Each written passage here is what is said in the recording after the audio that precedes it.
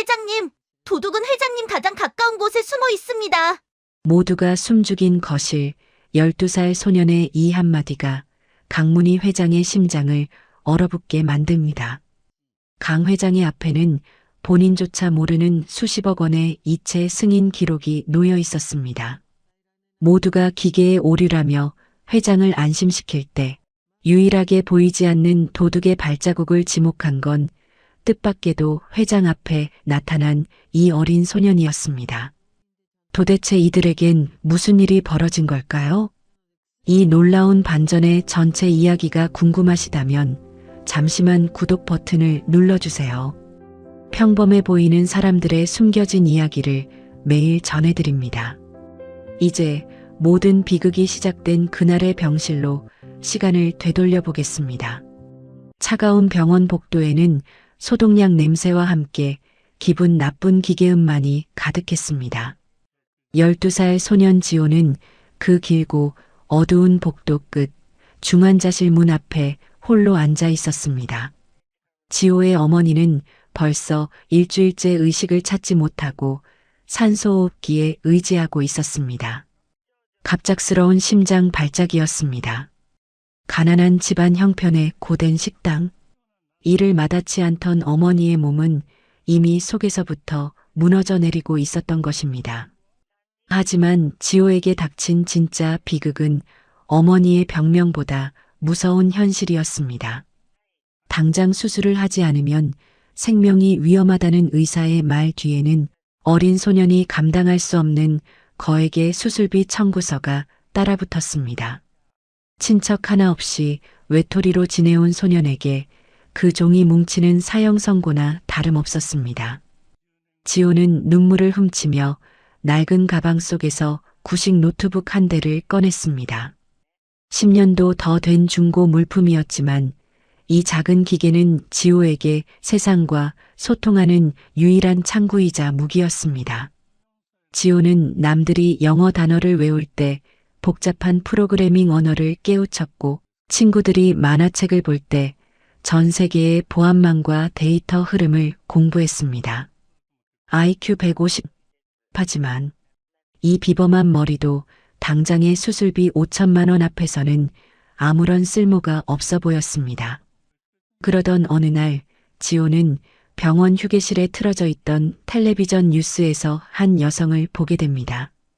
바로 국내 최대 유통그룹의 수장 강문희 회장이었습니다. 화면 속 강 회장은 수많은 수행원에게 둘러싸여 있었지만 지호의 눈에는 그 화려함 뒤에 가려진 기묘한 위질감이 보였습니다. 숫자를 다루는 천재적인 감각이 지호의 머릿속에서 경고음을 울렸습니다. 강 회장이 차에서 내려 건물로 들어가는 짧은 시간 동안 주변 인물들의 동선과 간격이 마치 잘 짜인 연극처럼 비정상적이었던 것입니다. 특히 강 회장의 바로 뒤에서 그림자처럼 붙어 다니는 비서실장 김도진의 움직임이 지호의 시선을 사로잡았습니다. 그는 회장을 보자 하는 듯 보였지만 교묘하게 강 회장의 시야를 차단하고 외부와의 접촉을 통제하고 있었습니다. 지호는 직감했습니다. 저 대단한 회장님이 누군가에 의해 완벽하게 고립되어 있다는 사실을 말입니다. 지호는 떨리는 손으로 노트북 자판을 두드리기 시작했습니다. 공공장소의 무료 와이파이를 타고 지호의 손가락은 강문희 회장과 관련된 공개된 데이터들을 훑기 시작했습니다. 그런데 이상했습니다. 강 회장의 공식적인 대외 활동 기록과 실제 그녀의 건강 상태를 암시하는 미세한 구매 데이터들이 앞뒤가 맞지 않았습니다. 누군가 강 회장의 이름으로 허위 기록을 만들고 있거나 그녀의 눈을 속여 엄청난 일을 꾸미고 있다는 확신이 들었습니다. 엄마, 조금만 기다려. 내가 엄마 꼭 살릴게. 소녀는 입술을 깨물었습니다. 강문희 회장이라는 거대한 성벽 안으로 들어가기 위해 지호는 밤을 새워가며 강 회장 주변의 디지털 흔적들을 추적했습니다. 그리고 마침내 비서실장이 절대 세상에 드러나지 않으리라 믿었던 결정적인 구멍 하나를 발견하게 됩니다. 그것은 평범한 어른들은 절대 볼 수 없는 오직 숫자로 세상을 읽는 소년. 지호만이 찾아낼 수 있는 아주 작은 어긋남이었습니다. 지호는 결심했습니다. 이 위험한 비밀을 들고 사자굴이나 다름없는 강 회장의 저택으로 직접 들어가기로 말입니다. 어머니를 살릴 수 있는 유일한 기회이자 거대한 기만극의 실체를 밝힐 서막이 오르고 있었습니다. 높게 솟은 평창동의 대저택 담벼락은 어린 지호에게 마치 거대한 절벽처럼 느껴졌습니다. 지호는 낡은 배낭끈을 꼭 쥐었습니다. 그 안에는 엄마의 생명을 구할 유일한 열쇠인 낡은 노트북과 비서실장의 비리를 증명할 초보적인 분석 자료들이 들어 있었습니다. 정문을 지키고 선 건장한 경비원들은 남루한 옷차림의 소년을 마치 길가에 굴러다니는 돌덩이 취급하며 차가운 시선을 보냈습니다. 어린아이가 감히 재벌 회장을 만나러 왔다는 말에 경비원들은 코웃음을 쳤습니다. 여기가 어딘 줄 알고 장난질이야? 당장 안 가면 경찰 부른다. 라는 으름장이 돌아왔습니다. 지호는 가슴이 떨렸지만 물러서지 않았습니다. 이미 병원에서는 수술비 독촉이 시작되었고 엄마에게 남은 시간은 그리 길지 않았기 때문입니다. 지호는 차분하게 입을 열었습니다. 강 회장님께 전해주세요. 회장님 계좌에서 어제 새벽 2시 47분에 빠져나간 5억 원이 어디로 갔는지 제가 알고 있다고요. 그 말에 비웃던 경비원의 얼굴이 묘하게 굳어졌습니다. 액수와 시간이 너무나 구체적이었기 때문입니다. 잠시 후 인터폰 너머로 차가운 기계음이 들려왔고 육중한 철문이 마치 거대한 괴물의 입처럼 천천히 열렸습니다. 지호는 넓은 정원을 지나 대리석이 깔린 화려한 거실로 안내되었습니다. 그곳에는 20년 동안 강 회장의 수족으로 살아온 김도진 비서실장이 팔짱을 낀 채 서 있었습니다. 김 실장은 지호를 머리끝부터 발끝까지 훑어보며 비릿한 미소를 지었습니다. 그는 지호를 그저 돈을 뜯으러 온 영악한 꼬마 정도로 생각했습니다. 김 실장은 지호에게 애야, 어디서 주워들은 소리인지 모르겠지만 감히 회장님을 뵙겠다고 고집을 피우면 큰 벌을 받게 된단다. 라며 부드러운 목소리 속에 날카로운 칼날을 숨겨 협박했습니다. 하지만 지호는 김 실장의 눈을 피하지 않았습니다. 오히려 그가 차고 있는 값비싼 시계와 구두를 보며 그 돈이 어디서 나왔을지 확신할 뿐이었습니다. 잠시 후 묵직한 지팡이 소리와 함께 이 집의 주인인 강문희 회장이 모습을 드러냈습니다. 강 회장은 세월의 풍파를 견뎌온 서늘한 눈빛으로 지호를 바라보았습니다. 주변 사람들은 모두 숨을 죽였고 김 실장은 얼른 강 회장의 곁으로 다가가 지호를 내쫓으려 했습니다. 회장님, 근처 사는 정신 나간 아이인 모양입니다. 제가 금방 처리하겠습니다. 하지만 강 회장은 김 실장의 말을 가로막으며 지호 앞에 멈춰 섰습니다. 그녀는 평생 수많은 사람을 상대해 왔기에 지호의 눈에 서린 것이 거짓이 아닌 절박함과 확신이라는 것을 단번에 알아차렸습니다. 강 회장은 지호에게 차갑게 물었습니다. 내가 방금 밖에서 한 소리, 그게 사실이라면 내 직접 들어보마. 하지만 거짓이라면 너는 물론 내 부모까지 무사하지 못할 게야. 지호는 침을 꿀꺽 삼키며 강 회장을 똑바로 응시했습니다. 이제 시작이었습니다. 엄마를 살리기 위해, 그리고 이 거대한 저택에 숨어든 도둑을 잡기 위해 지호는 서서히 노트북 가방을 열었습니다. 김 실장의 얼굴이 순간 경련하듯 일그러졌지만 강 회장의 서슬 퍼런 기세에 눌려 아무 말도 하지 못한 채 식은 땀을 흘리고 있었습니다. 강문희 회장의 서재는 압도적인 위엄을 자랑했지만 12살 소년 지호는 주눅 들지 않고 낡은 노트북을 책상 위에 올려놓았습니다. 지호의 손가락이 자판 위를 빠르게 움직이자 어둠 속에 잠겨있던 모니터가 차가운 빛을 내뿜으며 깨어났습니다. 옆에 서 있던 김 실장은 가소롭다는 듯 코웃음을 쳤지만 지호가 화면에 띄운 숫자들을 보는 순간 그의 눈꺼풀이 미세하게 떨리기 시작했습니다. 그것은 강 회장의 개인 비밀 계좌에서 지난 3년 동안 빠져나간 자금들의 흐름도였습니다.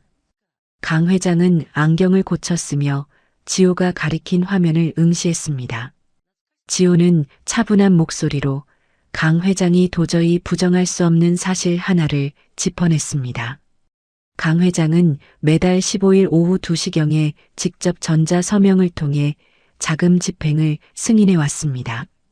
전산 로그상으로는 아무런 문제가 없었고 모든 기록은 강 회장의 고유 IP 주소와 암호를 사용한 것으로 나타나 있었습니다. 하지만 지호는 그 기록들 사이에서 인간의 의지로 조절할 수 없는 시간의 빈틈을 찾아냈습니다.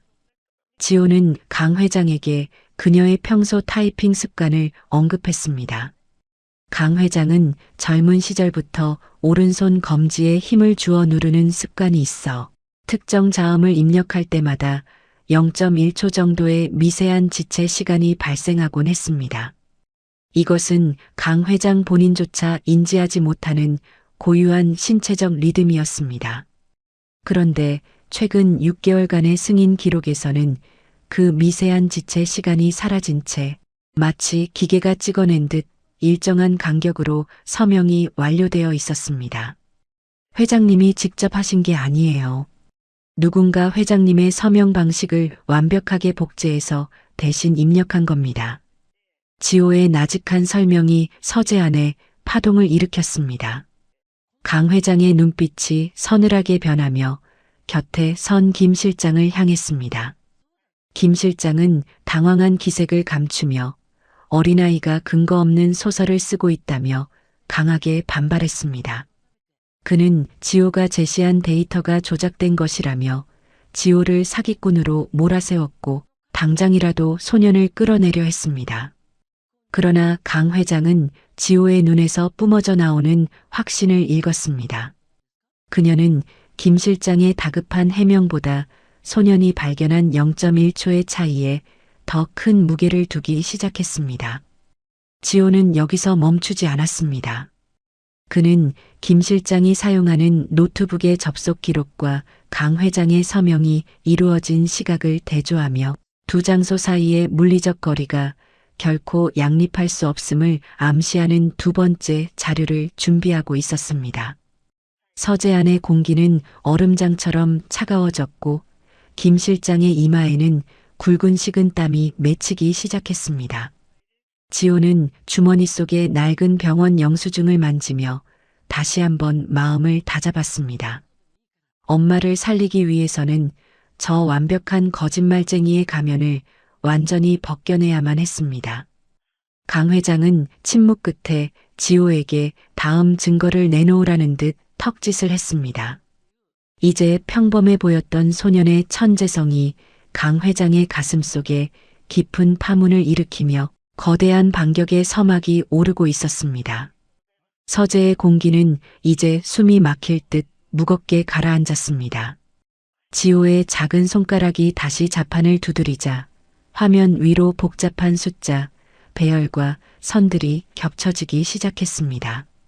강 회장은 지호가 보여주는 데이터의 의미를 완벽히 이해하지는 못했지만 적어도 한 가지만은 분명히 깨달았습니다.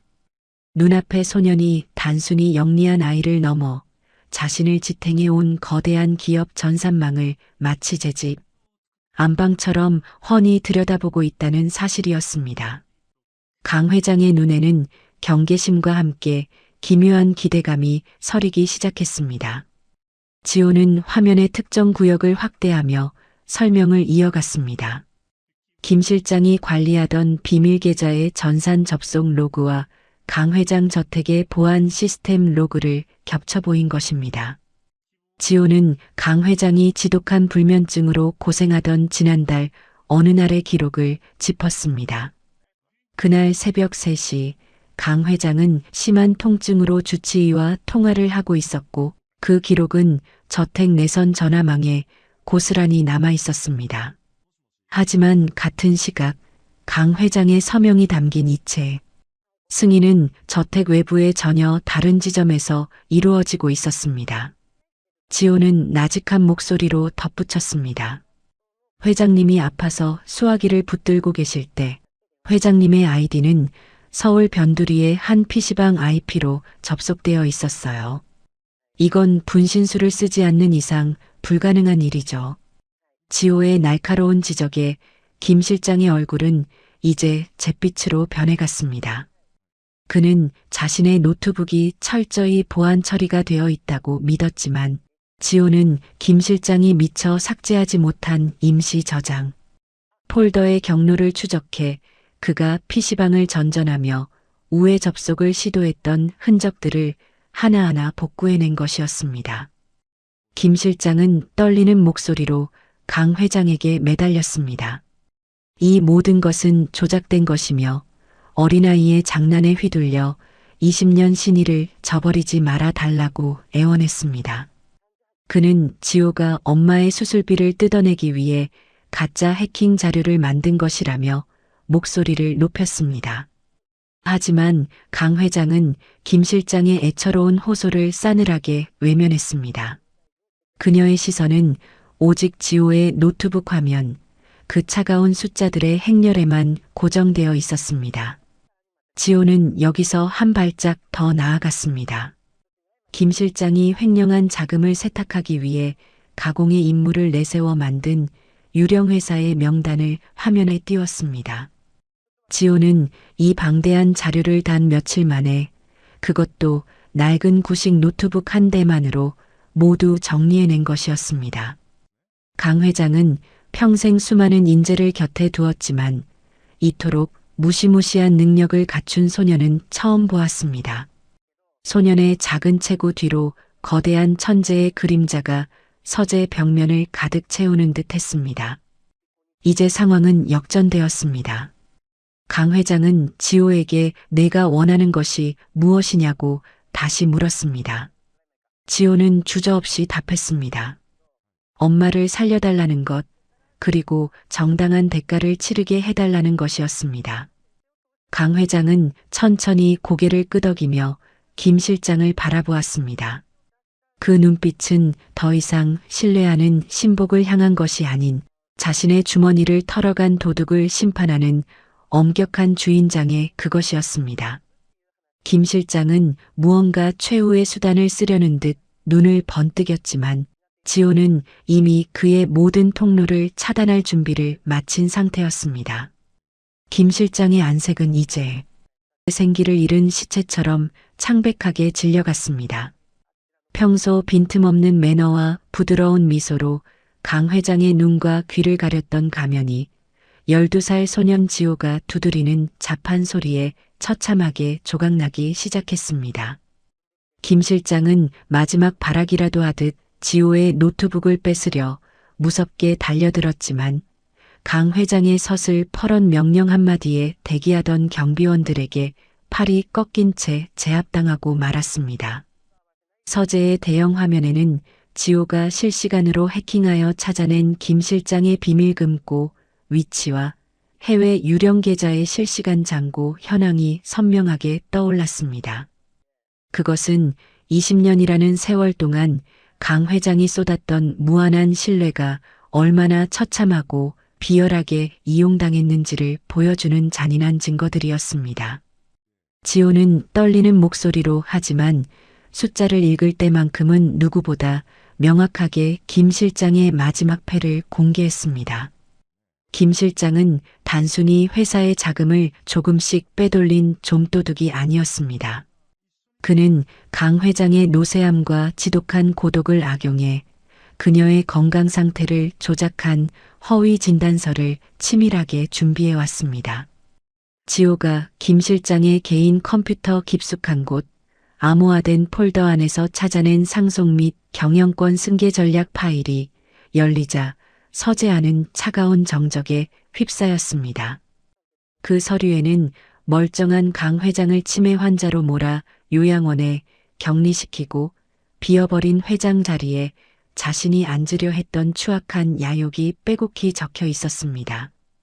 20년을 아들처럼 믿고 의지하며 자식이 없는 자신의 뒤를 이을 유일한 제목이라 생각했던 사람의 배신은 그 어떤 칼날보다 더 깊게 강 회장의 가슴을 후벼 팠습니다. 강 회장은 지팡이를 쥔 손을 부르르 떨며 끝내 참았던 분노를 터뜨렸습니다. 그녀는 바닥에 처박힌 김 실장을 향해 내가 인간이냐, 내가 정령 짐승보다 못한 짓을 저지르고도 내 앞에서 웃음이 나왔더냐며 낮게 의조렸습니다. 그 서늘한 목소리에는 그 어떤 고함보다 무서운 위압감과 배신당한 자의 처절한 슬픔이 서려 있었습니다. 김 실장은 바닥에 무릎을 꿇은 채 잘못했다며 발등을 찍으며 용서를 구하는 신용을 했지만 지호는 그 눈물조차 치밀하게 계산된 연기임을 데이터를 통해 냉정하게 증명해냈습니다. 지호는 김 실장이 불과 1시간 전 거실에서 강 회장에게 차를 대접하던 그 순간에도 해외로 도피하기 위해 전용기를 예약하려 했던 통화 기록과 송금 내역을 재생했습니다. 스피커를 통해 흘러나오는 김 실장의 비열한 목소리는 그가 조금 전까지 보여주던 충성심이 얼마나 혐오스러운 연극이었는지를 증명했습니다. 현장은 그야말로 아수라장이었습니다. 믿었던 신복의 추락과 아무도 예상치 못한 어린 소년의 활약에 강 회장의 저택 직원들은 숨조차 크게 쉬지 못하며 충격에 빠졌습니다. 지호는 단순히 컴퓨터를 잘 다루는 아이가 아니었습니다. 그는 인간의 탐욕과 기만이 만들어낸 복잡한 미로를 숫자의 논리와 순수한 정의감으로 단숨에 돌파해버린 괴물이자 구원자였습니다. 강 회장은 지호의 가냘픈 뒷모습을 보며 자신이 평생 일궈온 거대한 부와 권력보다 이 어린 소년의 순수한 천재성과 어머니를 향한 효심이 훨씬 더 강력하고 가치 있다는 사실을 뼈저리게 느꼈습니다. 강 회장은 마침내 결단을 내렸습니다.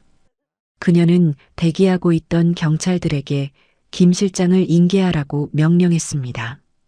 경찰들이 서재로 들이닥치고 김 실장의 손목에 차가운 수갑이 채워지는 순간 지호는 비로소 참았던 숨을 길게 내뱉으며 자리에 주저앉았습니다. 이제 김 실장의 완벽했던 거짓 성체는 무너졌고 지호가 그토록 원했던 엄마의 수술비가 눈앞으로 다가왔습니다. 하지만 소년의 눈에는 승리의 기쁨보다 병상에서 홀로 사투를 벌이고 있을 엄마에 대한 걱정과 안도감이 교차하는 뜨거운 눈물이 고여 있었습니다. 강 회장은 경찰차에 실려가는 김 실장을 끝까지 바라보지 않았습니다. 대신 그녀는 지호에게 다가가 소년의 작고 거친 손을 가만히 잡았습니다. 고맙구나, 아이야. 내가 내 눈을 뜨게 해주었어. 내 어머니는 내가 무슨 수를 써서라도 살려내마. 강 회장의 목소리에는 평생 볼 수 없었던 따뜻한 온기와 진심 어린 약속이 서려 있었습니다. 이제 이야기는 김 실장의 체포라는 1차적인 카타르시스를 넘어 지호와 강 회장 사이에 흐르는 새로운 감정과 더 깊은 반전의 소용돌이로 향하고 있었습니다.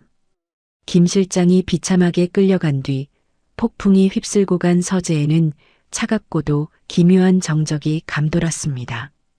강 회장은 지호가 남겨둔 노트북 화면 속의 숫자들을 멍하니 바라보다가 문득 이 작고 영특한 소년의 뿌리가 어디인지 깊은 궁금증에 사로잡혔습니다.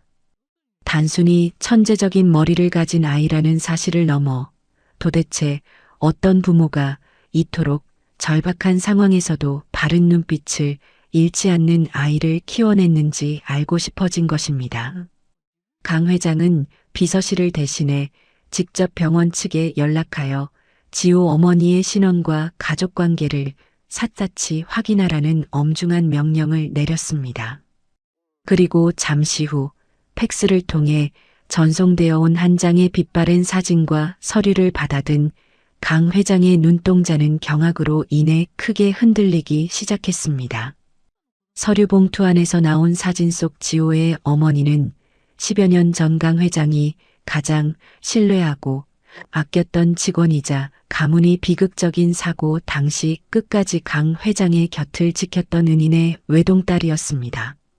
당시 강 회장은 예기치 못한 사고로 가족을 잃고 깊은 시리에 빠져 있었으며 그때 지호의 외할아버지는 강 회장을 지키려다 목숨을 잃었습니다.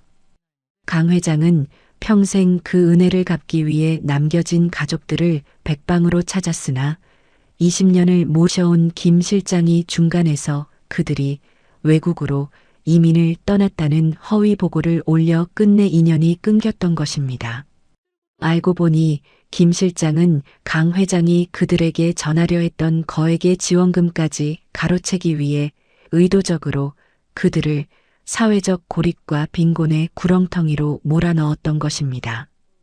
강 회장은 심장이 쪼여드는 듯한 극심한 통증을 느꼈습니다. 자신이 아들처럼 믿었던 도둑이 단순히 회사의 돈을 훔친 것이 아니라 소중한 사람들과의 인연과 시간, 그리고 한 가족의 평범한 행복까지 무참히 짓밟아버렸다는 사실에 참을 수 없는 눈물이 터져 나왔습니다. 그녀는 떨리는 손으로 지호의 앙상한 어깨를 끌어당겨 품에 안았습니다. 지호는 갑작스러운 회장의 행동에 당황하며 몸을 굳혔지만 소년의 어깨 위로 떨어지는 강 회장의 뜨거운 눈물에서 느껴지는 진심 어린 슬픔에 조용히 몸을 맡겼습니다. 강 회장은 속으로 수백 번을 되뇌고 또 되뇌었습니다. 이 아이가 오늘 나를 찾아온 것은 단순한 우연이 아니라 하늘이 자신에게 준 마지막 기회이자 은인에 대한 도리를 다하라는 계시라고 말입니다. 강 회장은 즉시 자신의 모든 권한을 동원해 국내 최고의 심장질환 권위자들을 비상 소집했습니다. 그리고 지호의 어머니를 자신이 운영하는 의료재단 산하의 특수병원으로 긴급 이송하도록 지시했습니다.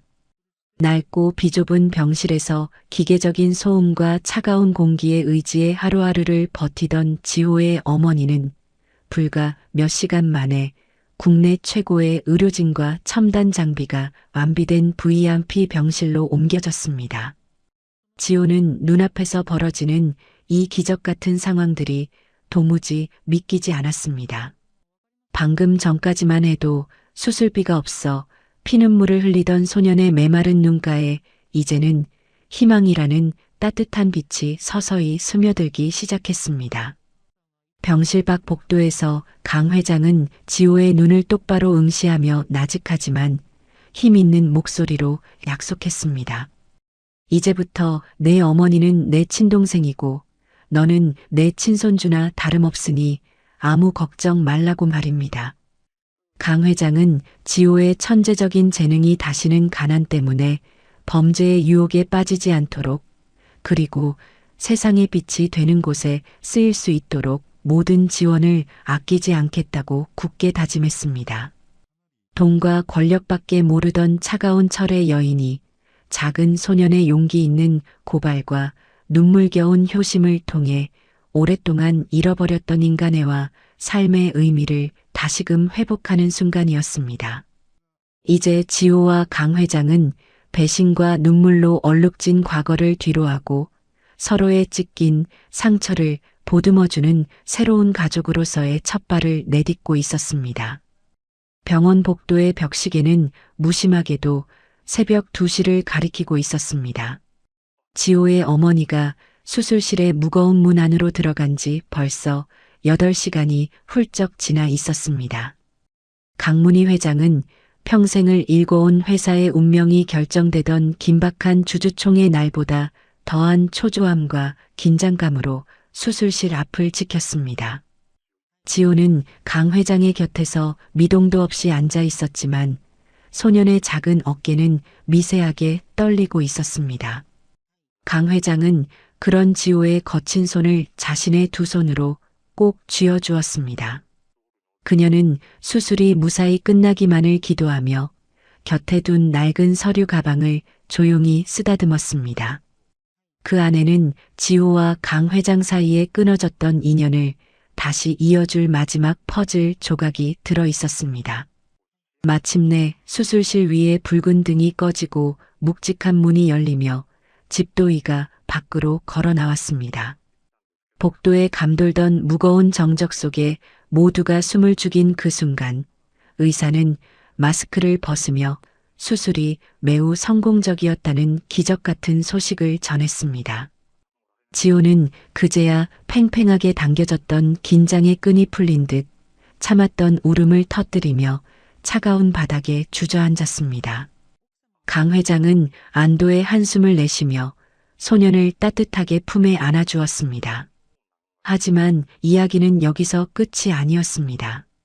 어머니가 회복실로 옮겨져 안정을 찾은 뒤 강 회장은 지호를 병원 옥상 정원으로 조용히 불러냈습니다. 달빛이 내리쬐는 그곳에서 강 회장은 지호에게 김 실장이 20년 동안 철저히 숨겨왔던 마지막 진실이 담긴 서류를 내밀었습니다. 그것은 지호의 외할아버지가 사고로 세상을 떠나기 직전 강 회장에게 남겼던 눈물 어린 마지막 편지였습니다. 지호의 외할아버지는 자신의 희생으로 강 회장의 안전이 확보된 것을 확인한 뒤 혹여나 자신에게 무슨 일이 생기더라도 강 회장이 평생 죄책감을 안고 살지 않기를 바란다는 숭고한 유언을 남겼습니다. 김 실장은 이 편지마저 조작하고 가로채어 지호에 남겨진 가족들이 강 회장을 원망하며 떠난 것처럼 거짓을 꾸몄던 것입니다. 지호는 할아버지의 진심이 담긴 낡은 편지를 한자 한자 읽어내려가며 가난과 세상에 대한 원망으로 가득 찼던 마음이 봄눈 녹듯 사라지는 것을 느꼈습니다. 지호는 소매로 눈물을 닦아내고는 자신의 낡은 노트북을 다시 켰습니다. 그리고 강 회장에게 마지막으로 확인해 드릴 것이 있다고 나직하게 말했습니다. 그것은 김 실장이 횡령했던 천문학적인 자금들이 향했던 최종 목적지였습니다. 김 실장은 그 돈들을 단순히 개인의 사욕을 위해 쓴 것이 아니었습니다. 그는 강 회장의 라이벌 기업과 은밀히 결탁하여 강 회장을 경영권에서 완전히 몰아내기 위한 거대한 정치적 자금으로 흘려보내고 있었습니다. 지호는 김 실장이 완벽하게 파놓았다고 믿었던 마지막 함정까지 전산 로그를 통해 낱낱이 추적해냈습니다. 덕분에 강 회장은 자신의 기업을 통째로 집어삼키려던 거대 음모를 사전에 차단하고 뿌리 뽑을 수 있게 되었습니다. 강 회장은 지호의 영특함이 단순히 차가운 숫자만을 쫓는 것이 아니라 사람의 따뜻한 마음과 소중한 진실을 지키기 위한 고결한 도구였음을 깨달았습니다. 그녀는 지호에게 자신의 정식 양손주가 되어줄 것을 제안했습니다. 돈으로는 결코 환산할 수 없는 무한한 가치를 지닌 이 소년을 자신의 곁에서 올바르고 당당하게 성장시키고 싶다는 진심 어린 고백이었습니다. 지호는 강 회장의 제안에 깊이 고개를 숙이며 감사의 뜻을 표했습니다. 배신과 기만으로 얼룩져 삭막했던 강 회장의 삶에 지호라는 작은 빛이 들어와 그녀의 인생 전체를 가장 따뜻하고 아름다운 색으로 물들이고 있었습니다. 어느덧 1년이라는 시간이 흘러 강문희 회장의 대저택 정원에는 따스한 봄볕이 가득 내리쬐고 있었습니다. 이제 지호는 더 이상 낡은 배낭을 메고 문전박대를 당하던 초라한 소년이 아니었습니다. 단정한 교복을 입고 강 회장의 손을 잡은 채 정원을 거니는 지호의 얼굴에는 그 시절의 그늘 대신 영민하고 맑은 미소가 자리 잡고 있었습니다. 강 회장의 건강 또한 몰라보게 좋아졌습니다. 마음의 병이었던 고독과 의심이 사라지자 그녀의 눈빛에는 다시금 생기가 돌기 시작했습니다. 강 회장은 지호의 재능을 기리기 위해 지호 장학재단을 설립했습니다. 컴퓨터 천재들이 가난 때문에 꿈을 포기하지 않도록 돕는 이 재단은 과거 김 실장이 가로채려 했던 자금들을 환수하여 만든 것이었습니다. 지호는 학교 수업이 끝나면 어김없이 강 회장의 서재로 향했습니다. 하지만 이제 지호의 노트북은 누군가의 뒤를 캐거나 비리를 밝혀내기 위한 무기가 아니었습니다. 지호는 강 회장에게 복잡한 전산망 대신 세상의 아름다운 소식들을 숫자로 시각화하여 보여주는 새로운 프로그램을 선물했습니다. 강 회장은 지호를 바라보며 문득 깨달았습니다. 진정한 유산이란 통장에 찍힌 수많은 0의 숫자가 아니라 누군가의 진심을 믿어주고 그 사람의 손을 잡아주는 용기라는 사실을 말입니다. 한때 그녀를 파멸로 몰아넣으려 했던 비서실장 김 실장은 법의 엄중한 심판을 받고 차가운 감방에서 참회의 시간을 보내고 있었습니다. 그가 그토록 갈망했던 부와 권력은 한순간에 물거품처럼 사라졌지만 지호가 지켜낸 강 회장의 신뢰와 인연은 시간이 갈수록 더욱 단단해졌습니다. 건강을 되찾은 지호의 어머니 또한 재단에서 운영하는 아동복지센터의 상담사로 일하며 제2의 인생을 살기 시작했습니다. 지호의 어머니는 매주 주말이면 정성껏 싸온 도시락을 들고 강 회장의 저택을 방문했습니다. 세 사람이 식탁에 둘러앉아 소박한 식사를 나누는 풍경은 그 어떤 화려한 연회보다도 풍성하고 따뜻했습니다. 강 회장은 이 평범한 식사 시간이야말로 자신이 평생 찾아 헤맸던 진정한 행복임을 고백하곤 했습니다. 이야기는 여기서 우리에게 묻습니다. 만약 여러분 곁에 지호처럼 진실을 말해주는 작은 목소리가 있다면 여러분은 기꺼이 그 목소리에 귀를 기울일 준비가 되어 있으신가요? 겉으로 보이는 화려한 스펙과 경력보다 그 사람의 눈에 담긴 진심과 효심을 먼저 알아봐 줄 수 있는 해안이 우리에겐 필요할지도 모릅니다. 2000년대 초반 한 천재 소년과 노 회장이 만들어낸 이 기적 같은 이야기는 신뢰가 사라져가는 이 시대의 가장 소중한 가치가 무엇인지 다시 한번 생각하게 합니다. 노을이 지는 정원에서 지호와 강 회장은 나란히 앉아 지평선을 바라보았습니다. 지호가 만든 프로그램 위로 행복지수 100%라는 숫자가 떠올랐고 두 사람은 서로를 마주보며 환하게 웃었습니다. 차가운 컴퓨터 자판으로 시작된 인연이 이제는 온 세상에서 가장 따뜻한 가족의 역사로 기록되고 있었습니다. 긴 이야기가 함께 해주셔서 감사합니다. 이야기가 좋으셨다면 구독, 좋아요 버튼 눌러주세요. 여러분 오늘도 행복하세요. 윤 전무, 더 할 말 있나? 없을 겁니다. 명식건설의 대회의실, 수십 명의 임원이 숨죽인 가운데 날카로운 쇳소리가 정적을 깼습니다. 회장의 최측근이자 실세였던 윤 전무의 손목에 차가운 수갑이 채워진 것입니다. 윤 전무는 넋이 나간 채 회의실 한 구석에 앉아있는 한 소년만을 뚫어지게 노려볼 뿐이었습니다. 낡은 점퍼를 입고 무심하게 카세트 테이프를 만지고 있는 15살 소년 박도윤. 거대 기업의 실세가 왜 이 조그만 아이 앞에서 무너져 내린 걸까요? 이 놀라운 반전의 전체 이야기가 궁금하시다면 잠시만 구독 버튼을 눌러주세요. 선생님의 하루가 행복하시길 바라며 이 모든 소동이 시작되기 전인 몇 달 전의 기록을 재생해 보겠습니다. 명식건설의 심장부라 불리는 본사 대회의실은 평소와 다름없이 엄격하고 무거운 공기가 감돌고 있었습니다. 하지만 그날의 분위기는 평소와는 조금 달랐습니다.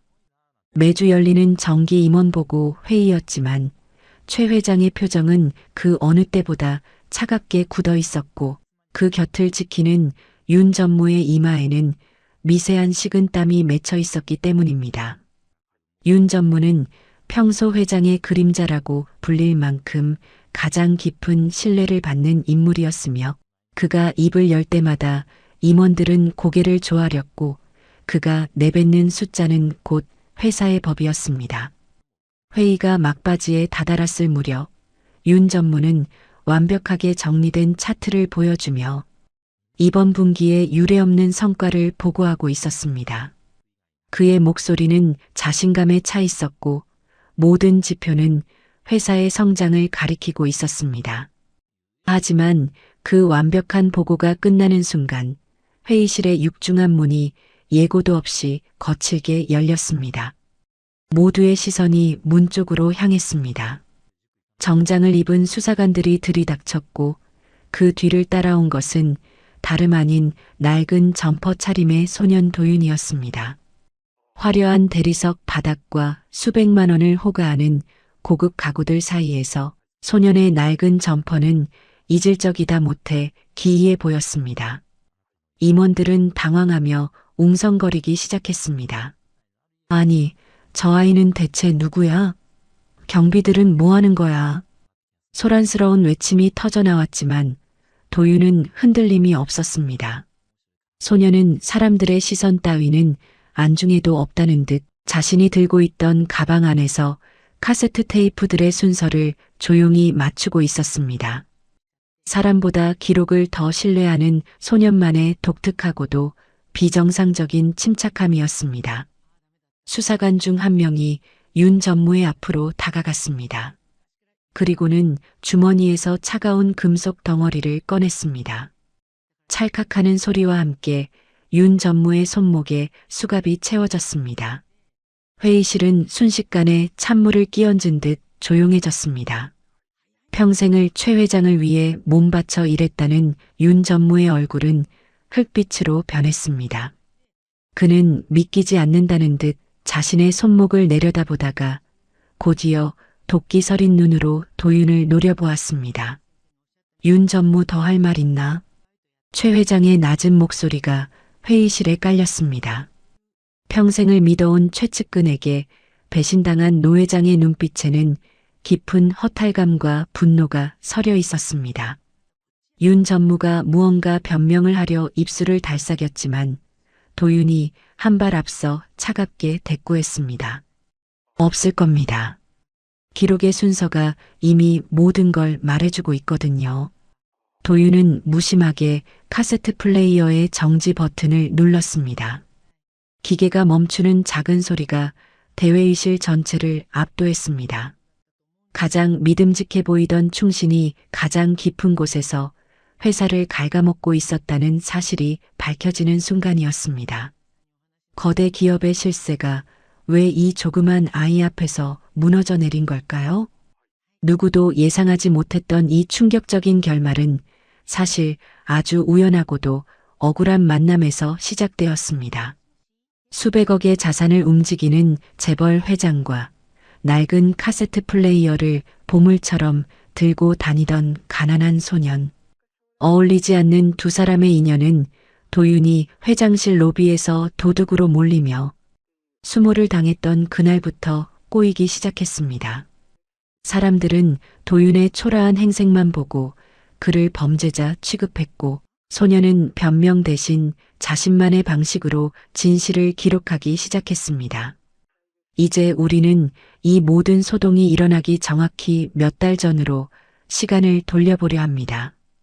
그곳에는 화려한 숫자 뒤에 숨겨진 추악한 욕망과 가장 낮은 곳에서 진실을 찾아낸 소년의 위대한 기록이 기다리고 있습니다. 폭풍이 몰아치기 전에 바다는 언제나 평온한 법입니다. 윤 전무의 팔에 수갑이 채워지기. 정확히 석 달 전 명식건설 본사 로비는 평소처럼 우아하고 활기찬 모습이었습니다. 그날은 최 회장이 자신의 외손자를 위해 특별한 개인지도 교사를 뽑기로 한 면접 날이었습니다. 국내 최고의 명문대생들이 저마다 값비싼 정장을 차려입고 줄을 서 있는 그 화려한 풍경 속으로 도저히 어울리지 않는 한 소년이 나타났습니다. 낡아서 소매 끝이 다해진 감색 점퍼를 입고 한 손에는 테이프가 덕지덕지 붙은 카세트 플레이어를 든 중학생 도윤이었습니다. 사람들은 소년이 회장실로 향하는 전용 엘리베이터 근처를 서성이자 불쾌한 기색을 감추지 않았습니다. 금수저 아이들 사이에서 흙먼지를 뒤집어 쓴 듯한 도윤의 존재는 그 자체로 눈의 가시였던 모양입니다. 그때 로비 한복판에서 날카로운 비명이 터져 나왔습니다. 면접을 보러 온 다른 지원자의 어머니가 자신의 명품 가방을 뒤지더니 얼굴이 새하얗게 질려 소리를 지른 것입니다. 방금까지 분명히 가방 안에 넣어두었던 금색 지갑이 사라졌다는 것이었습니다. 사람들의 시선은 본능적으로 가장 이질적인 존재, 바로 도윤에게로 쏠렸습니다. 얘 너지? 내가 슬쩍했지? 지갑을 잃어버린 여자가 대뜸 도윤의 멱살을 잡았습니다. 주변에 서 있던 보안 요원들이 달려와 도윤을 거칠게 제압했습니다. 도윤은 아무런 저항도 하지 못하고 바닥으로 내동댕이 쳐졌습니다. 소년의 낡은 가방이 뒤집어지면서 그 안에 들어있던 소박한 물건들이 차가운 대리석, 바닥 위로 쏟아져 내렸습니다. 손때 묻은 수학 문제집 몇 권과 낡은 공책, 그리고 도윤이 보물처럼 여기던 카세트 플레이어였습니다. 여자의 악다구니에 주변 사람들은 쯧쯧 혀를 차며 소년을 벌레 보듯 바라보았습니다. 보안 요원이 도윤의 주머니를 샅샅이 뒤지고 신발까지 벗겨냈지만 지갑은 어디에도 없었습니다. 그 순간 소동을 지켜보던 최 회장이 로비로 걸어 나왔습니다. 사람들은 회장에게 잘 보이기 위해 앞다투어 소년을 비난했습니다. 하지만 도윤은 억울하다는 말 한마디 하지 않았습니다. 그저 바닥에 흩어진 자신의 물건들을 무표정하게 바라볼 뿐이었습니다. 도윤은 지갑을 찾느라 아수라장이 된 그 상황에서도 쏟아진 물건들을 아주 정확한 순서대로 정리하고 있었습니다. 먼저 떨어진 순서대로 혹은 자신이 가방에 넣었던 역순대로 물건을 하나씩 집어드는 소년의 손길은 비정상적일 만큼 침착하고 정교했습니다. 최 회장은 평생 숫자를 다뤄온 사람답게 소년의 그 기이한 순서 감각에서 묘한 전율을 느꼈습니다. 잠시 후 상황은 허무하게 종료되었습니다. 지갑은 도둑 맞은 것이 아니라 여자가 화장실 선반에 두고 온 것으로 밝혀졌습니다. 여자는 사과 한마디 없이 민망한 듯 자리를 떴고 보안 요원들은 툴툴거리며 도윤을 놓아주었습니다. 소년의 옷은 흙발에 짓눌려 더러워졌고 낡은 점퍼는 옆구리가 터져 있었습니다. 사과는 없었습니다. 오히려 오해받을 짓을 왜 하느냐는 핀잔만이 소년의 뒤통수에 꽂혔습니다. 도윤은 조용히 일어나 먼지를 털어내고는 회장이 있는 쪽을 한번 바라보지도 않은 채 뒤돌아섰습니다. 억울함에 눈물을 흘리거나 화를 낼 법도 한데 소년은 그저 자신의 낡은 카세트 플레이어가 무사한지만을 확인했습니다. 도윤에게 중요한 것은 타인의 사과가 아니라 자신이 지키고자 했던 기록의 온전함이었습니다. 최 회장은 멀어져가는 소년의 뒷모습을 보며 깨달았습니다. 저 아이는 사람의 감정보다 사물의 질서와 기록을 더 신뢰하고 있다는 것을 말입니다. 도윤은 그렇게 명식건설의 가장 낮은 곳, 모두가 무시하던 도둑놈이라는 오명을 쓴 채로 거대한 음모의 소용돌이 속으로 첫 발을 내디뎠습니다. 남들이 비웃던 낡은 기록물들이 훗날 윤 전무라는 거물을 잡아넣을 무시무시한 증거가 될 줄은 그 자리에 있던 누구도 상상하지 못했을 것입니다. 도윤은 사과받지 못한 억울함을 가슴 깊은 곳에 묻어둔 채 대신 더 거대한 진실을 기록하기 위해 다시 만년필을 쥐었습니다. 로비에서의 소동이 있고 며칠 뒤 명식건설 본사의 가장 높은 곳인 회장 집무실의 육중한 문이 열렸습니다. 다시 나타난 도윤의 차림새는 여전히 초라했습니다. 터진 점퍼 소매를 서투른 바느질로 기운 소녀는 수천억을 움직이는 재벌 회장 앞에서도 고개를 숙이지 않았습니다. 오히려 최 회장이 입을 떼기도 전에 도윤이 먼저 인사 대신 차가운 한마디를 던졌습니다. 회장님, 회사 안에 아주 오래전부터 살고 있는 도둑이 한 명 있습니다. 곁을 지키던 비서의 안색이 순식간에 험악해졌습니다. 감히 어느 안전이라고 그런 망발을 하느냐며 당장 끌어내려 했지만 최 회장은 오히려 손을 들어 비서를 제지했습니다. 최 회장은 평생 숫자를 다뤄온 사람 특유의 예민한 감각으로 최근 몇 년간 회사의 서류들을 볼 때마다 알 수 없는 위화감을 느껴왔기 때문입니다. 마치 정교한 톱니바퀴 사이에 아주 작은 모래알 하나가 낀 것 같은 그 찜찜한 감각의 정체를 이 어린 소년이 정면으로 짚어낸 것이었습니다. 도윤은 말없이 낡은 가방에서 종이 한 장을 꺼내 회장의 책상 위에 올려두었습니다. 거기에는 회장조차 인지하지 못했던 아주 미세한 금액의 누수들이 날짜와 시간 그리고 일정한 패턴으로 일목요연하게 정리되어 있었습니다. 숫자의 미세한 어긋남을 본능적으로 감지하던 최 회장의 눈동자가 떨리기 시작했습니다. 전문가들이 가져온 화려한 보고서에는 절대 나타나지 않던 진실의 틈이 중학생, 소년이 손으로 꾹꾹 눌러 쓴 메모지 위에 선명하게 드러나 있었기 때문입니다.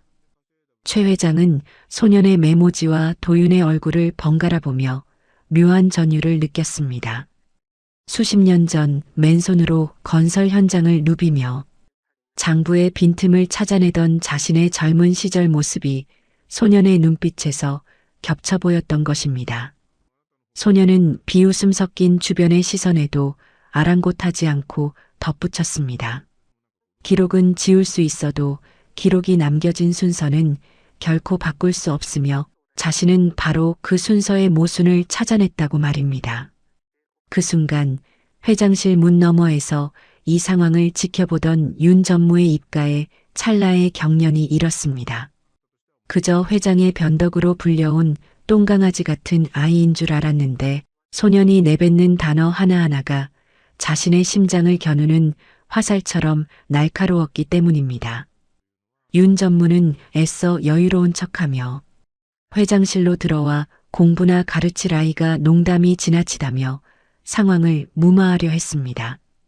하지만 이미 소년에게 매료된 최 회장의 눈빛은 차갑게 빛나고 있었습니다. 최 회장은 도윤에게 정식으로 제안했습니다. 손자의 과외교사라는 직함을 줄 테니 낮에는 공부를 가르치고 밤에는 회사의 수기 장부와 초기 전산 데이터가 보관된 자료실을 마음껏 뒤져보라는 것이었습니다. 명문대생들도 탐내는 자리를 중학생에게 내준다는 소식에 회사 전체가 들끓기 시작했지만 최 회장은 아랑초고 확신하고 있었습니다. 이 소년이야말로 썩어가는 명식건설의 환부를 도려낼 유일한 메스라는 사실을 말입니다. 도윤은 대가로 돈이나 명예를 요구하지 않았습니다.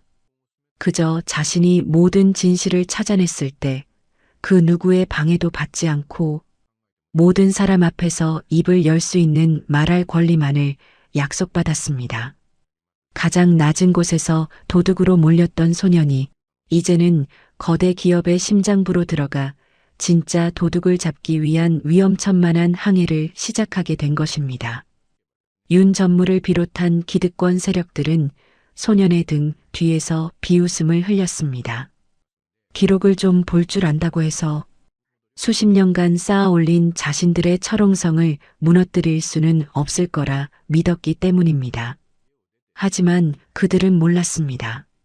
도윤이 들고 있는 낡은 카세트 플레이어 속에는 그들이 지우려 했던 과거의 목소리들이 이미 차곡차곡 쌓이고 있었다는 사실을 말입니다.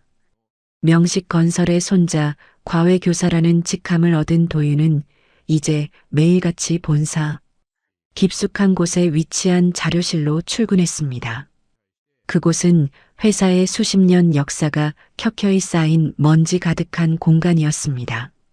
한쪽 벽면에는 잉크 냄새가 채 가시지 않은 최신 전산 자료들이 정리되어 있었고, 다른 쪽에는 누렇게 변색된 수기 장부와 팩스 기록지들이 산더미처럼 쌓여 있었습니다. 도윤은 이 서로 다른 시대의 기록들이 충돌하는 지점을 추적하기 시작했습니다. 도윤은 자료실의 낡은 팩스 기계가 돌아가는 소리에 귀를 기울였습니다. 기계가 종이를 뱉어낼 때 나는 서걱거리는 소리의 길이가 전산에 찍힌 데이터, 전송량에 비해 아주 미세하게 길다는 것을 포착했습니다. 소리는 거짓말을 하지 않아. 박자가 틀렸어. 도윤은 이 청각적 위화감을 단서로 특정 날짜의 장부들을 집중적으로 파헤치기 시작했습니다. 도윤의 일과는 기괴할 정도로 반복적이었습니다. 낮에는 회장 손자의 공부를 봐주는 척하다가 모두가 퇴근한 밤이 되면 자료실의 불을 밝히고 낡은 팩스 용지와 최신 컴퓨터 모니터를 번갈아 보며 숫자들을 대조했습니다. 도윤은 특히 1990년대 후반 아날로그 방식에서 디지털로 넘어가던 그 과도기의 기록들에 주목했습니다. 종이에 적힌 숫자가 컴퓨터 화면으로 옮겨지는 그 찰나의 시차 속에 누군가 교묘하게 숨겨놓은 기록의 틈이 반드시 존재할 것이라 믿었기 때문입니다. 임원들은 그런 도윤을 볼 때마다 노골적으로 불쾌감을 드러냈습니다. 지나가던 임원 하나는 새파란 중학생 놈이 뭘 안다고 저러느냐며 혀를 찾고, 비서들은 도윤이 자료실을 드나드는 것조차 감시의 눈초리로 지켜봤습니다.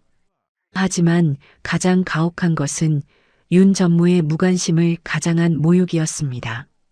복도에서 도윤을 마주칠 때마다 윤 전무는 소년의 어깨를 툭 치고 지나가며 차갑게 의조렸습니다.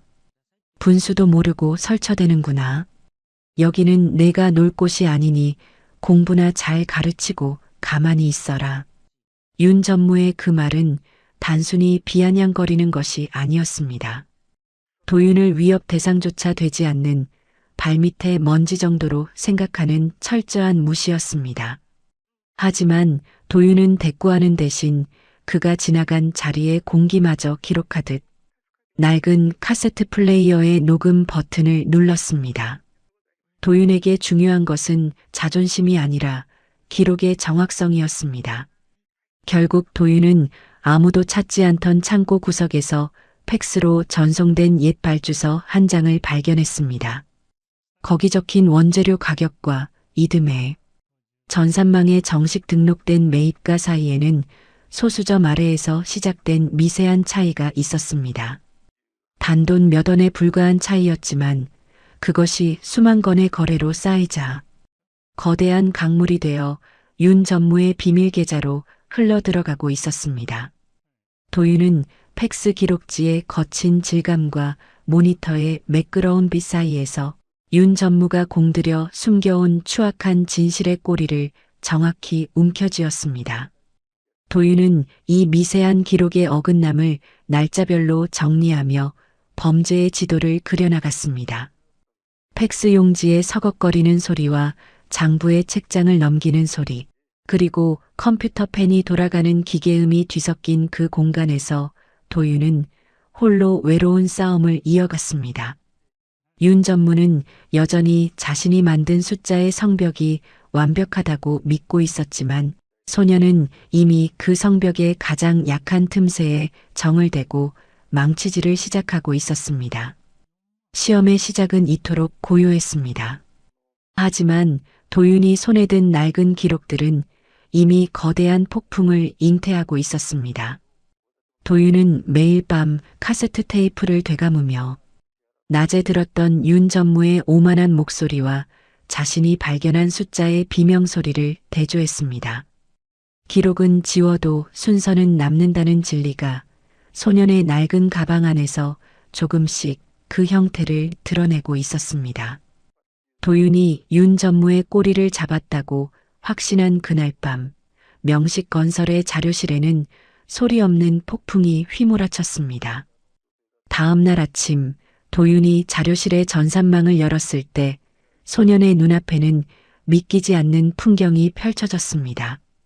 지난 석 달간 밤을 새워가며 정리해둔 핵심 데이터들이 흔적도 없이 사라진 것이었습니다. 단순한 오류가 아니었습니다. 누군가 관리자 권한을 이용해 도윤이 접근했던 모든 기록의 로그를 깨끗하게 밀어버린 치밀한 삭제였습니다. 소년이 당황할 틈도 없이 회장실에서 호출이 내려왔습니다. 집무실의 분위기는 평소와 달랐습니다. 최 회장의 곁에는 승전보를 울리듯 당당한 표정의 윤 전무가 서 있었고 책상 위에는 정체 모를 서류 한 뭉치가 놓여 있었습니다. 윤 전무는 도윤이 들어서자마자 매서운 목소리로 몰아세웠습니다. 내부 정보 유출 정황이 포착되었다는 것이었습니다. 소년이 자료실을 드나들며 회사의 핵심, 기밀을 외부로 빼돌리려 한 증거가 발견되었다는 터무니없는 주장이었습니다. 윤 전무는 도윤이 가지고 다니던 낡은 가방을 가리키며 그 안에 카세트 테이프들이 바로 기밀을 녹음해 유출하려 한 증거라고 몰아붙였습니다. 이래서 먼 검은 짐승은 거두는 게 아니라고 했습니다. 회장님, 윤 전무의 비아냥거림과 함께 최 회장은 깊은 한숨을 내쉬었습니다. 소년의 맑은 눈빛을 믿고 싶었지만 눈앞에 제시된 전산 로그와 유출 정황들은 너무나 구체적이었습니다. 회장은 고개를 저으며 나지막이 말했습니다. 이 일 여기서 그만하자. 그것은 도윤에 대한 신뢰를 거두겠다는 선고이자 다시는 이 근처에 얼씬도 하지 말라는 축출 명령이었습니다. 회사 밖으로 쫓겨나듯 밀려난 도윤은 어두운 공원 벤치에 홀로 앉았습니다. 낡은 점퍼 사이로 스며드는 밤바람보다 유일하게 자신을 믿어주었던 어른에게 거절당한 상처가 더 시렸습니다. 하지만 도윤은 울지 않았습니다. 소년은 떨리는 손으로 가방에서 낡은 카세트 플레이어를 꺼냈습니다. 그리고 이어폰을 귀에 꽂은 채 데이터가 지워지기 전 자신이 기록했던 소리들을 다시 듣기 시작했습니다. 테이프가 돌아가는 지직거리는 소음 속에서 도윤은 과거의 기록들을 귀로 다시 되짚었습니다. 자료실의 공기, 장부를 넘기던 소리, 그리고 자신이 숫자를 확인하며 내뱉었던 혼잣말들까지. 그렇게 기억의 파편을 모으던 도윤의 머릿속에 번뜩이는 생각 하나가 스쳐 지나갔습니다. 윤 전무가 전산 자료는 완벽하게 지웠고 수기 장부는 조작했지만 결코 지울 수 없는 종이 기록의 틈이 하나 남아 있었습니다. 그것은 바로 수기 장부 위에 남겨진 압력이었습니다. 전산의 숫자는 0과 1로 깨끗하게 지울 수 있지만 종이 위에 볼펜으로 눌러 쓴 글씨는 그 뒷장에 미세한 굴곡을 남깁니다.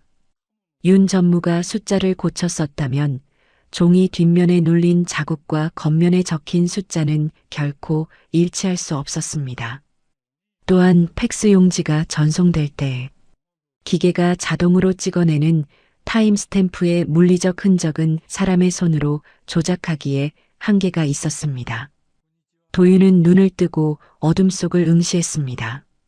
비록 지금은 바닥까지 추락해 아무도 자신을 믿어주지 않지만 지워지지 않는 이 물리적인 기록의 틈이 남아있는 한 승부의 기회는 아직 끝나지 않았습니다. 도윤은 낡은 카세트 플레이어를 가슴에 꼭 품었습니다. 이제 더 이상 물러설 곳은 없었습니다. 모두가 소년을 사기꾼이자 배신자로 낙인 찍었지만 도윤은 자신만의 방식으로 이 절망의 바닥을 딛고 일어날 준비를 시작했습니다. 기록은 지워도 순서와 흔적은 남는다는 그 명제 하나가 소년이 어둠 속에서 찾아낸 유일한 등불이었습니다. 명식건설에서 쫓겨난 도윤은 그날 이후 약속이라도 한 듯 모든 움직임을 멈췄습니다. 매일 아침 본사 정문을 지키던 소년의 모습은 온데간데 없었고 도윤은 낡은 자취방에 틀어박혀 문조차 열지 않았습니다.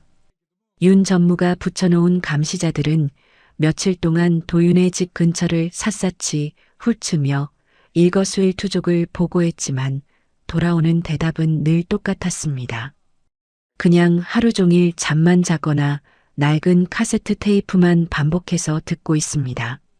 완전히 전의를 상실한 것 같습니다. 라는 보고였습니다. 이것은 윤 전무를 완벽하게 속이기 위한 도윤의 철저한 계산이었습니다. 소녀는 자신이 무기력하게 무너진 모습을 연출함으로써 적의 경계심을 완전히 무너뜨린 것입니다. 윤 전무는 보고를 받을 때마다 회심의 미소를 지었습니다. 역시 새파란 어린 놈은 위기 앞에서 제풀에 지쳐 포기하기 마련이라며 자신의 승리를 확신했습니다. 사실 윤 전무가 이토록 서두른 데에는 이유가 있었습니다. 예정보다 한 달 앞당겨진 국세청의 정기 세무조사 소식이 날아든 것입니다. 조사가 시작되기 전 장부상의 구멍을 메워야 했던 그는 마음이 급해졌습니다. 도윤이라는 잠재적 위협이 사라졌다고 확신한 그 찰나 윤 전무는 무리하게 전산 데이터를 덮어씌우는 최후의 도박을 감행했습니다. 그것이 도윤이 놓은 덫인 줄은 꿈에도 모른 채 말입니다. 전산 자료는 이미 흔적도 없이 세탁했고 수기장부도 조작을 마쳤으니 이제 세상 그 누구도 자신을 위협할 수 없다고 믿었습니다. 윤 전무는 방심의 늪에 빠져 그동안 미뤄왔던 대규모 자금 세탁의 마지막 단계를 서둘러 진행하기 시작했습니다. 하지만 도윤이 방 안에서 보낸 시간은 결코 휴식이 아니었습니다. 소녀는 낡은 카세트 플레이어를 귀에 대고 자료실에서 들었던 미세한 소리들의 기록을 수만 번 되감았습니다. 도윤이 깨달은 진실은 명확했습니다.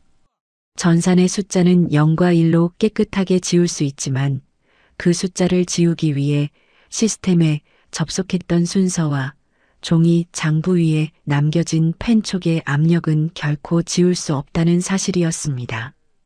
볼펜으로 꾹꾹 눌러 쓴 자국은 종이 뒷면에 미세한 굴곡을 남겼고 그 굴곡은 윤 전무가 나중에 더 씌운 가짜 숫자와 결코 일치할 수 없었습니다. 도윤은 이 물리적인 증거를 바탕으로 윤 전무가 가장 화려하게 빛날 순간을 기다렸습니다. 바로 명식건설의 창립 기념일이자 윤 전무가 차기 부회장으로 공식 선언될 예정인 대회의 날이었습니다. 도윤은 사냥꾼이 먹잇감을 기다리듯 적이 가장 높은 곳에 올라가 방심하는 그 순간을 진실의 폭탄을 터뜨릴 단 하나의 기회로 점찍었습니다. 소녀는 최 회장에게 마지막 편지를 보냈습니다. 억울함을 호소하는 구구절절한 글이 아니었습니다. 그저 자신이 찾아낸 마지막 기록의 틈을 확인해달라는 짧은 메모와 함께 약속했던 말할 수 있는 자리를 단 5분만이라도 허락해달라는 단호한 요청이었습니다. 최 회장은 소년의 이 결연한 의지에 흔들렸습니다. 마음 한구석에 남아있던 소년에 대한 미안함과 완벽해 보이는 윤 전무의 보고 뒤에 숨겨진 묘한 위화감이 회장의 마음을 움직였습니다. 드디어 결전의 날이 밝았습니다. 명식건설 본사 대강당은 수백 명의 직원과 취재진으로 가득 찼습니다. 윤 전무는 완벽하게 재단된 고급 정장을 입고 무대 뒤에서 승리의 연설문을 다듬으며 회심의 미소를 지었습니다. 그는 거울 속에 비친 자신의 성공을 확신하며 단상으로 향했습니다. 하지만 대강당 구석 어두운 조명 아래 그림자처럼 서 있는 소년의 존재는 꿈에도 알지 못했습니다. 낡은 점퍼를 단정하게 여며 입고 한 손에는 자신의 모든 것이 담긴 카세트 플레이어를 쥔 도윤의 눈빛은 그 어느 때보다 차갑고 예리하게 빛나고 있었습니다. 윤 전무가 무대 위로 올라가 화려한 성과 지표들을 화면에 띄우며 열변을 토했습니다. 사람들은 박수를 쳤고 최 회장은 무표정하게 그를 응시했습니다. 하지만 윤 전무가 보고를 마치고 단상을 내려오려는 찰나 회장석 옆에 설치된 마이크가 켜지며 익숙하지만 서늘한 목소리가 울려 퍼졌습니다. 잠시만요.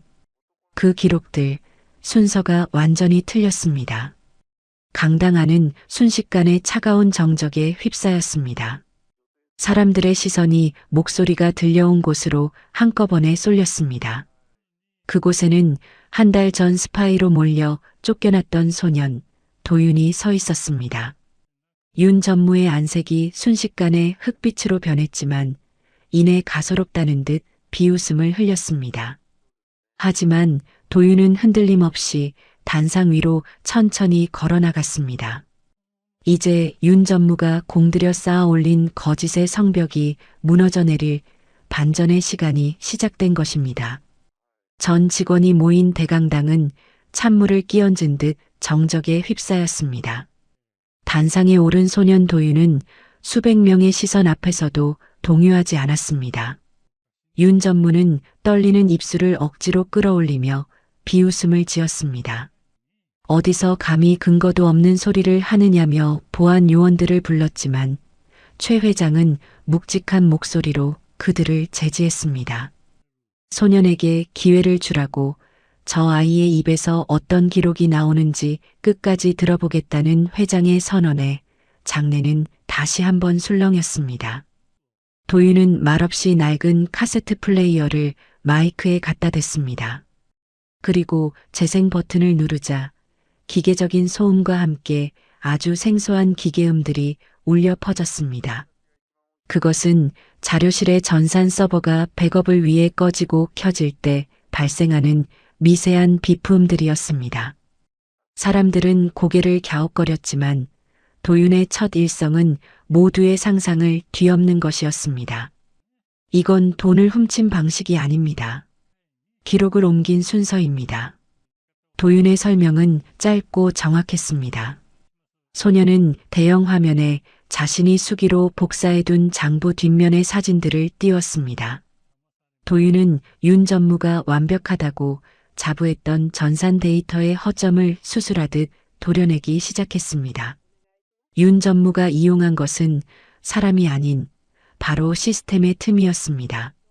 아날로그에서 전산으로 넘어가는 과도기, 서버가 데이터를 처리하는 물리적인 시간 차이를 이용한 지능적인 범죄였습니다. 윤 전무는 매일 밤 모두가 퇴근한 심야 시간, 서버가 잠시 멈추는 30분의 틈을 이용해 접속했습니다. 그는 그 시간에 낮 동안 기록된 수기장부의 숫자들을 전산에 옮기며 소수점 아래의 미세한 금액들을 자신의 비자금 계좌로 빼돌렸습니다. 하지만 도윤은 윤 전무가 미처 계산하지 못한 물리적인 흔적을 찾아냈습니다. 바로 종이 장부 위에 남겨진 펜촉의 압력이었습니다. 볼펜으로 꾹꾹 눌러 쓴 자국은 종이 뒷면에 지워지지 않는 굴곡을 남겼고 그 굴곡의 형태는 윤 전무가 나중에 전산에 입력한 가짜 숫자와 결코 일치할 수 없었습니다. 도윤은 장부 뒷면에 눌린 자국을 빛에 비추어 보여주며 실제 기록된 숫자는 1이었으나 전산에는 구로 둔갑해 있는 수천 건의 조작 사례를 차갑게 짚어냈습니다. 사람은 거짓말을 하고 전산은 세탁할 수 있지만 종이 위에 남겨진 시간의 흔적은 속일 수 없습니다. 도윤의 논리는 빈틈이 없었습니다. 윤 전무가 도윤을 정보 유출범으로 몰아세우기 정확히 1시간 전 그가 서버에 마지막으로 접속해 로그를 삭제했던 순서마저 도윤의 카세트 테이프 속에 고스란히 담겨 있었습니다. 범인을 잡으려 했던 소년이 아니라 자신의 범죄를 덮으려 했던 윤 전무가 바로 시스템을 파괴한 진짜 범인이었다는 사실이 전 직원 앞에서 낱낱이 공개되었습니다. 윤 전무는 조금 전까지 보여주던 그 완벽한 얼굴을 순식간에 잃어버렸습니다. 그는 무언가 반박하려 입을 벌렸지만 도윤이 제시한 명확한 기록의 증거들 앞에서 단 한마디도 내뱉지 못하고 그대로 얼어붙었습니다. 자신의 철옹성 같던 범죄 구조가 고작 중학생 소년의 예리한 통찰력 앞에 힘없이 무너져 내리는 것을 지켜보며 윤 전무는 비참한 침묵 속에 빠져들었습니다. 최 회장은 눈을 감고 깊은 탄식을 내뱉었습니다. 자신이 그토록 믿었던 충신이 가장 정교한 방식으로 회사를 좀먹고 있었다는 사실에 대한 허탈함, 그리고 그 진실을 찾아낸 소년에 대한 경외감이 교차했습니다. 강당 안의 수백 명은 이제 윤 전무가 아닌 낡은 점퍼를 입은 소년 박도윤을 경이로운 눈빛으로 바라보고 있었습니다. 가장 낮은 자리에서 도둑으로 몰렸던 소년의 기록이 거대 기업의 추악한 진실을 완전히 뒤집어 엎은 순간이었습니다. 정적이 감도는 대강당에 낮게 깔린 것은 윤 전무의 거친 숨소리뿐이었습니다. 수백 명의 직원이 지켜보는 가운데 윤 전무는 마치 마법이라도 풀린 듯 순식간에 초라한 노인처럼 쪼그라들었습니다.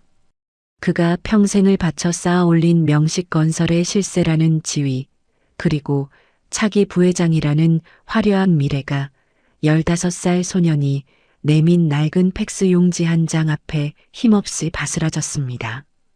최 회장은 자리에서 천천히 일어나 윤 전무를 내려다보았습니다. 회장의 눈에는 배신감보다 더 깊은 허탈함이 서려 있었습니다. 자네를 믿었던 내 시간이 아깝구먼. 회장의 짧은 탄식은 윤 전무에게 그 어떤 호통보다 무겁게 내리꽂혔습니다. 그때 강당 뒤편에서 정장을 입은 수사관들이 다시 모습을 드러냈습니다. 조사관들이 들이닥쳤던 그날의 그 차가운 풍경이 이제 현실이 되어 윤 전무를 덮쳤습니다. 윤 전무의 손목에 차가운 수갑이 채워지는 쇳소리가 마이크를 타고 강당 전체에 울려 퍼졌습니다. 그 소리는 마치 한 시대의 부패가 종언을 고하는 종소리와도 같았습니다. 윤 전무는 수사관들에게 끌려가면서도 현실을 부정하듯 도윤을 뚫어지게 노려보았습니다. 하지만 소녀는 그 시선을 피하지 않았습니다. 오히려 카세트 플레이어를 가방에 넣으며 무심하게 그를 지나쳐갈 뿐이었습니다. 윤 전무를 우상처럼 떠받들던 임원들은 이제 약속이라도 한 듯 고개를 돌렸습니다. 가장 믿음직해 보였던 인물이 가장 추악한 도둑이었다는 사실이 밝혀지자 그를 따르던 사람들의 존경은 순식간에 혐오와 경멸로 바뀌었습니다. 윤 전무가 끌려나간 자리에는 그가 조작했던 가짜 숫자들의 잔해만이 흩어져 있었습니다. 강당을 빠져나가는 윤 전무의 뒷모습은 비참하기 짝이 없었습니다. 어깨는 축 늘어졌고 그렇게나 완벽하게 빗어 넘겼던 머리카락은 헝클어져 있었습니다. 사람들은 그가 지나가는 길을 모세의 기적처럼 갈라주며 차가운 침묵으로 배웅했습니다. 이것은 단순히 한 개인의 몰락이 아니라 기록을 무시하고 숫자를 속여온 거짓된 권력의 처참한 최후였습니다. 도윤은 그 모든 소동을 뒤로하고 단상에서 내려왔습니다. 소년의 낡은 점퍼는 여전히 초라했지만 이제 그 누구도 소년을 무시하거나 비웃지 않았습니다. 오히려 수백 명의 어른이 소년이 지나가는 길에 길을 터주며 경외의 눈빛을 보냈습니다. 가장 낮은 곳에서 도둑으로 몰렸던 소년은 이제 명식건설의 모든 기록을 정화한 진정한 영웅으로 남게 되었습니다. 윤 전무가 경찰차에 올라타는 모습이 대형 화면을 통해 중계되듯 비치자 누군가 먼저랄 것도 없이 박수를 치기 시작했습니다. 그것은 진실의 승리에 대한 찬사였고 동시에 기록의 가치를 일깨워준 소년에 대한 감사였습니다. 이제 대강당에는 거짓의 악취 대신 정직한 기록이 가져다준 맑은 공기가 감돌기 시작했습니다. 모든 폭풍이 지나간 명식건설의 회장실, 거대한 통유리창 너머로 지는 노을이 집무실 안을 깊은 오렌지빛으로 물들이고 있었습니다.